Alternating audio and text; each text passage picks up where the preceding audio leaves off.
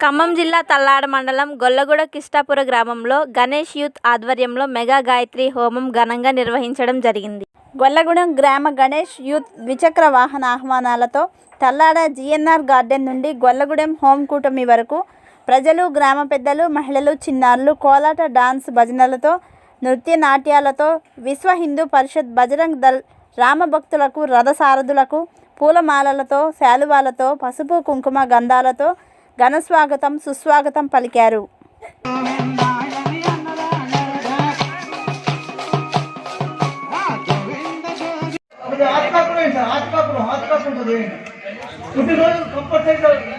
కృష్ణుడు కానీ, రాముడు, శ్రీరామనవమి అని, కృష్ణ జయంతి అని అట్లా మనం కూడా పుట్టినరోజు చేసుకోవాలి.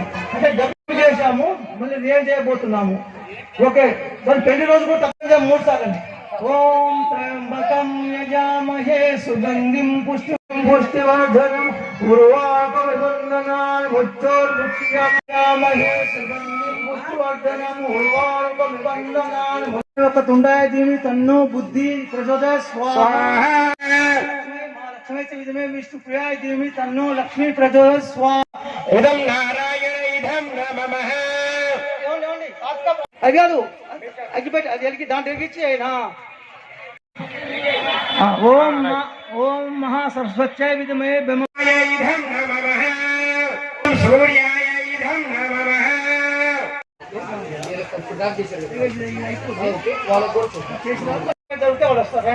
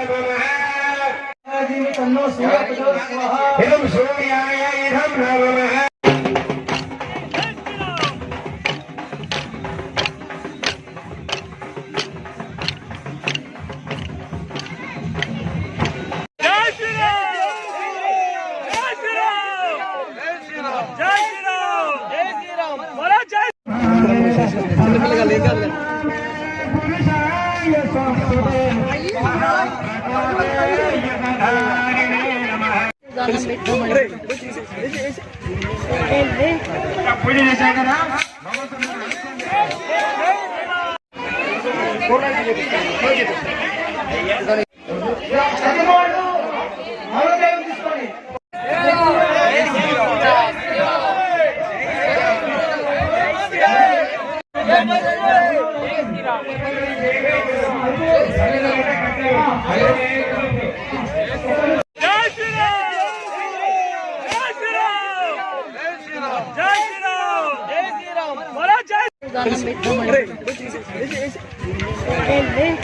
పూజ చేశాం కదా.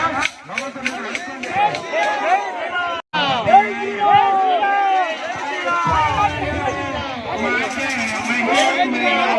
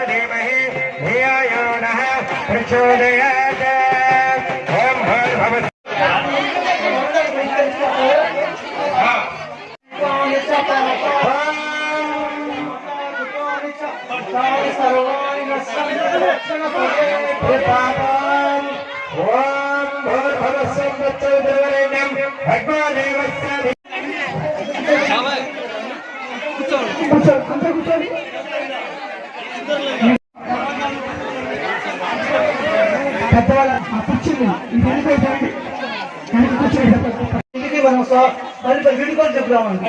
అందరూ వచ్చారు మన దగ్గరికి, వాళ్ళందరూ వెళ్ళిపోతున్నారు ఇళ్ళకి. సో వాళ్ళని మనం ఏం చేయాలంటే మర్యాద పూర్వకంగా వాళ్ళకి స్వాగతం, వాళ్ళ వీడుకోలు చెప్పాలి. కాబట్టి నమస్కారం.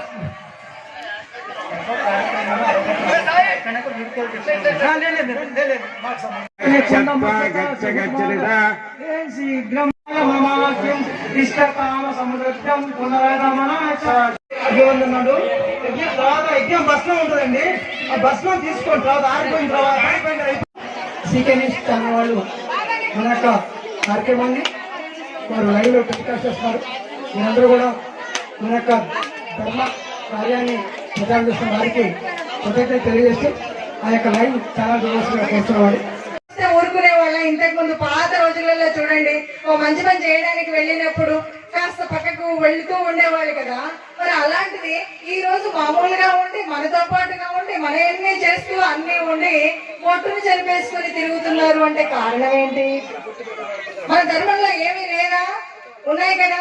మరి పక్క ధర్మంలో ఏమీ లేదండి, డబ్బులు పంచుతారు, ఆదివారం రోజు ఇంత మాంసం పెడతారు. ఉన్నప్పుడే అంటే త్రేతాయుగంలోనే ఈ ధర్మాలు ఎవరైనా ఉన్నాడా, బాలుడు ఎవరైనా ఉన్నాడా అని మరి వాల్మీకి మహర్షి అంటే అప్పుడు కూడా లేదా నమ్మకం ఉంది కాబట్టి ఈ గిరులు చెరువుని ఉన్నంత వరకు నా ధర్మం ఉండాలి. అలా ఉండాలంటే ఆయన ఎలా నడిచాడు, ఏం చేశాడు అంటే కాదు కదా, ఒక జ్ఞానం కావాలి. కాబట్టి గురుదేవో భవ అంతేనా, మనకు అదే నేర్పించింది.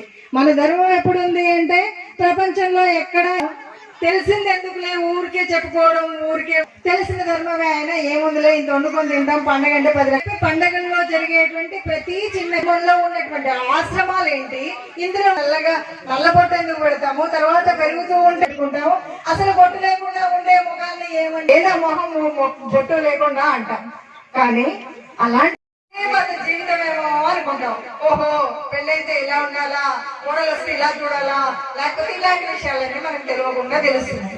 దీని బదులు మనకున్నటువంటి ధర్మంలో మన పిల్లలకి ఒక్కొక్క శ్లోకం, చిన్న పద్యం చిన్నప్పటి నుండి చెప్తే, అంటే చిన్నప్పటి నుండి చెప్తే ఏం కాదా అనిపించేవాడు. నిజమే కదా. రాముడు పాపం అడవిలో ధర్మమైనటువంటి ధర్మం ఏంటి, తల్లిదండ్రులకు నమస్కరించాలి కదా. అందుకే అక్కడ కౌసల్యమ్మ కనపడేటువంటి కొడుకు అడవికి పోతున్నాడు అని ఏడుపొచ్చింది. ఆ ధర్మం నిన్ను రక్షిస్తుంది అన్నది. ఇది మన బిడ్డలకి మనం ఎంత, మనకు అందరూ సమానమే కాబట్టి అక్కడ ఇక్కడ ఉన్నటువంటి వాడు ఆదివారం బడికి పోతాడు. పసిపిల్లవాడుగా పుట్టినప్పటి నుండి కూడా చెప్తుంటే మనకు శత్రువుయమే ఉంది.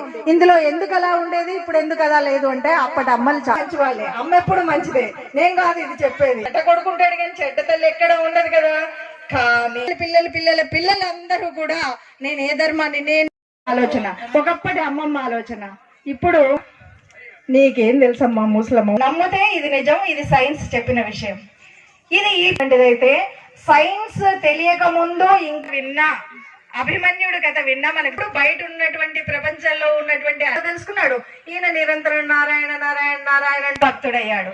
అంటే మన ఇంట్లో పుట్టిన బిడ్డకు చిన్న సకారంగా అంటే మంచిగా మాట్లాడడం, మంచిగా ఉండడం, ఇలాంటివన్నీ చెప్పాలంటే ఇది ఎవరి వల్ల సాధ్యమవుతుంది? చిన్నప్పుడు పెంచినప్పటి నుండి కూడా మంచి భావాలు. ఎక్కడికి వెళ్ళినా కూడా భారతీయ ధర్మంలో లోపల శివాజీ మహారాజు ఉన్నాడు. 3 నెలల క్రితం వీడు ఆ గోమాతను కోయడారు. సకల దేవతలు 330 దేవతలు అక్కడ ఉన్నారు అనుకుంటే కొట్టుకొని ఏడ్చినటువంటి తల్లి ఉంది. కాబట్టి ఈ రోజు మనం అందరం దొరికాడు అద్భుతంగా.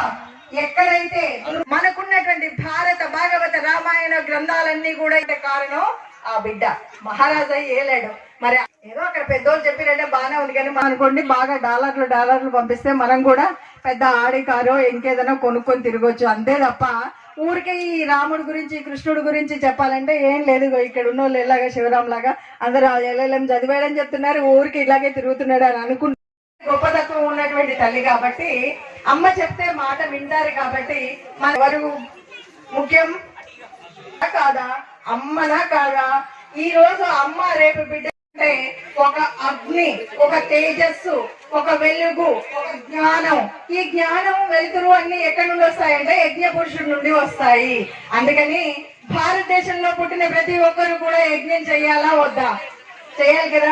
ఎప్పుడో ఒకసారి చేస్తే మనం ఎట్లా భారతీయులం అంటే, అందుకే మన సనాతన ధర్మంలో అన్నం వండేటప్పుడు పొయ్యిని చక్కగా పాత రోజులైతే మా చిన్నప్పుడు మా ఇంట్లో అలాగే ఆ పొయ్యినంతా కూడా చక్కగా అలికి ముగ్గులు పెట్టి అన్నం వండిన తర్వాత అమ్మ ఆ కుండలోనిది కానీ అంటే ఆ గిన్నెలోది మొదటి ముద్ద తీసి పొయ్యిలో వేసేదా వేయలేదా? వేసేది కదా, గుర్తుందా ఎవరికైనా? పెద్దవాళ్ళకి అమ్మ తప్పకుండా వేసేది. అది మనం యజ్ఞ దేవుడికి నాకు ఏదైతే అమ్మ నాకు ఈ ఆహారం ఏదిస్తున్నావో అది నీకు సమర్పిస్తున్నా అనే సంస్కృతి వంటింట్లో మొదలైంది.